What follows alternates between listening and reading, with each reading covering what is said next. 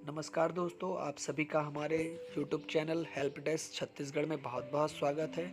आज मैं आपको सामने अध्याय 4 और अध्याय 6 विषय इतिहास कक्षा 12वीं के एक शब्द में उत्तर या एक वाक्य में उत्तर के प्रश्नों के उत्तर लेके आया हूँ। यह प्रश्न परीक्षा की दृष्टि बोर्ड परीक्षा 2020-21 के लिए बहुत ही महत्वपूर्ण है। इन प्रश्नों को आप लोग अनिवार्य रूप से रट लीजिए, क्योंकि इन्हीं प्रश्नों में से एक शब्द में उत्तर दो का प्रश्न आएगा। हमारे द्वारा यह एक वाक्य में प्रश्न दो इसलिए बनाया गया है क्योंकि असाइनमेंट के माध्यम से महत्वपूर्ण प्रश्नों के उत्तर आप लोगों ने लिख लिए हैं। सिर्फ एक शब्द में उत्तर और लघुत्तरी प्रश्न के उत्तर छूट गए थे, इसलिए हमारा यह प्रयास है कि आप इन सबको भी एक बार पढ़ लीजिए, तो आपके यह प्रश्न तैयार हो जाएंगे। तो चलिए बच्चों, प्रारंभ करते हैं। अध्याय 4 विषय इतिहास।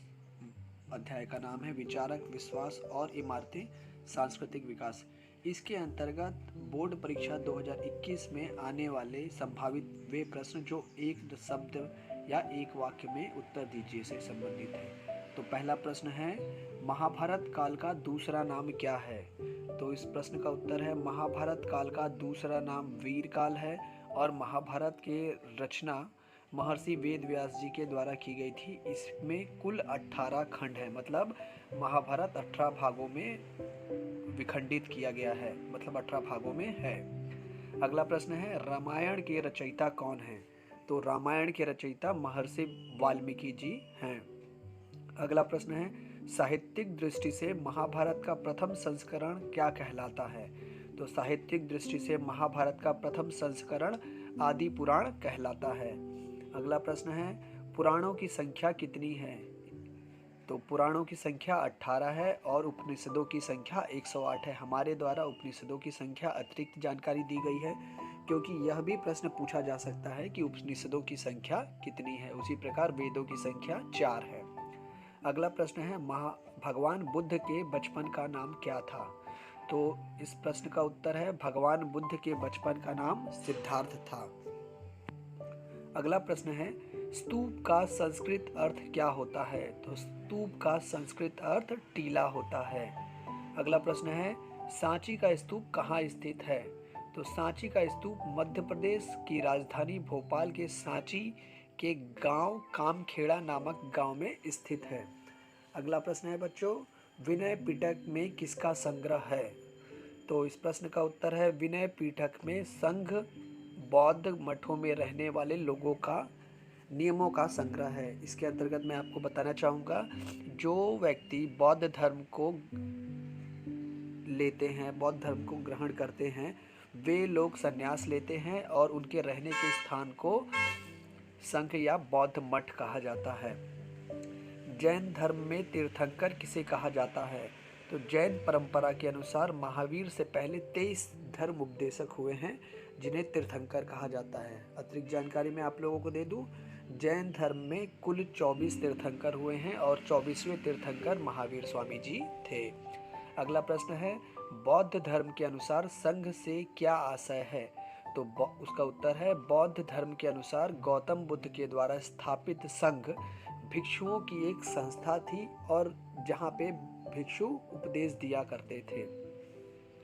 अगला प्रश्न है, स्तूप क्या है?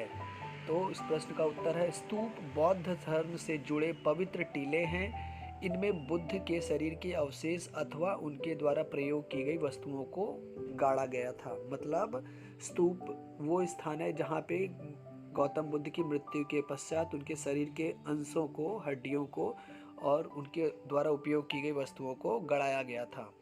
अगला प्रश्न है, गौतम बुद्ध का जन्म कब हुआ था और उन्हें निर्वाण की प्राप्ति कहाँ पे हुई थी?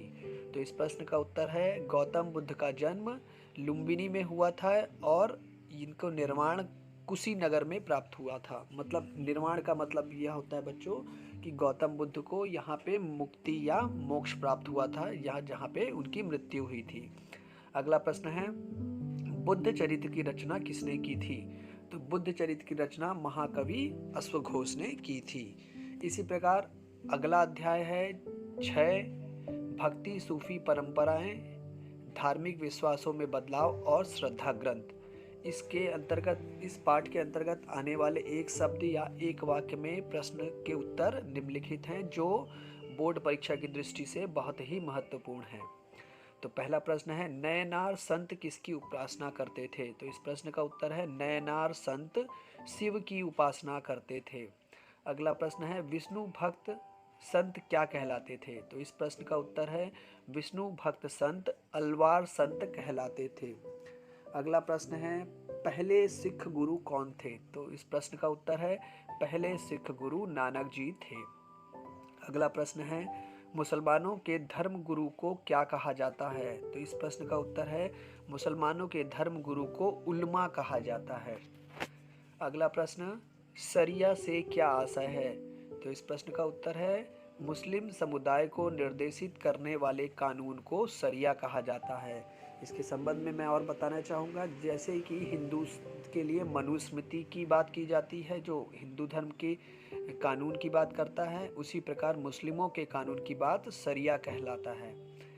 हदीस से क्या आशय है? तो इस प्रश्न का उत्तर है पैगंबर मोहम्मद से जुड़ी परंपराएं जिनके अंतर्गत उनकी स्मृति से जुड़े शब्द और क्रियाकलाप आते हैं उसे हदीस कहा जाता है। मतलब पैगंबर मोहम्मद साहब जो मुस्लिमों के धर्मगुरु, प्रथम धर्मगुरु थे, प्रवर्तक थे, उनसे जुड़ी बातें और जो उनके द्वारा कार्य किए जाते थे उन्हें हदीस में संकलित किया गया है। अगला प्रश्न है, अमीर खुसरो कौन थे? तो इस प्रश्न का उत्तर है अमीर खुसरो महान कवि, संगीतज्ञ और शेख निजामुद्दीन औलिया के शिष्य थे।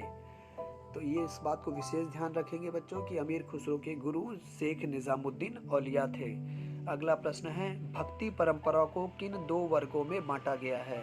तो इस प्रश्न का उत्तर है भक्ति परंपरा को दो वर्गों में बांटा गया है। पहला है सगुण परंपरा और दूसरा है निर्गुण परंपरा। अगला प्रश्न है, सूफियों की संस्था को किस नाम से जाना जाता है? तो सूफियों की संस्था को खानकाह के नाम से जाना जाता है। मतलब सूफी संत जो हुआ करते थे जहाँ वो रहते थे उसे खानकाह कहा जाता था।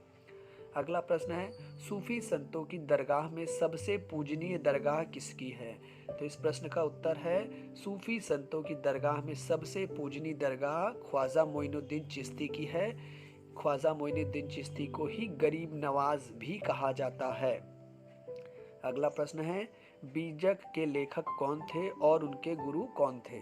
तो बीजक के लेखक कबीरदास जी थे और उनके गुरु रामानंद जी थे। मतलब कबीरदास जी के गुरु कौन थे? रामानंद जी थे। अगला प्रश्न है, गुरु गोविंद सिंह के 5 प्रतीकों का वर्णन कीजिए।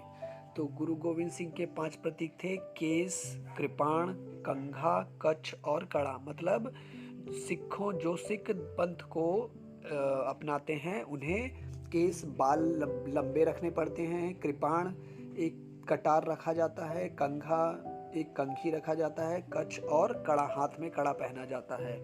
इस प्रकार से बच्चों यह बहुत ही महत्वपूर्ण प्रश्न है। अध्याय 4 और 6 के हमारे द्वारा 4 और 6 के इसलिए बताए गए हैं क्योंकि इस वर्ष छत्तीसगढ़ शासन के द्वारा, बोर्ड के द्वारा, माध्यमिक शिक्षा मंडल रायपुर बोर्ड के द्वारा कुछ प्रतिशत के कोर्स में कटौती की गई है। तो जिन अध्यायों से प्रश्न आने की संभावना है उन्हीं अध्यायों के एक वाक्य के प्रश्नों के उत्तर दिए गए हैं।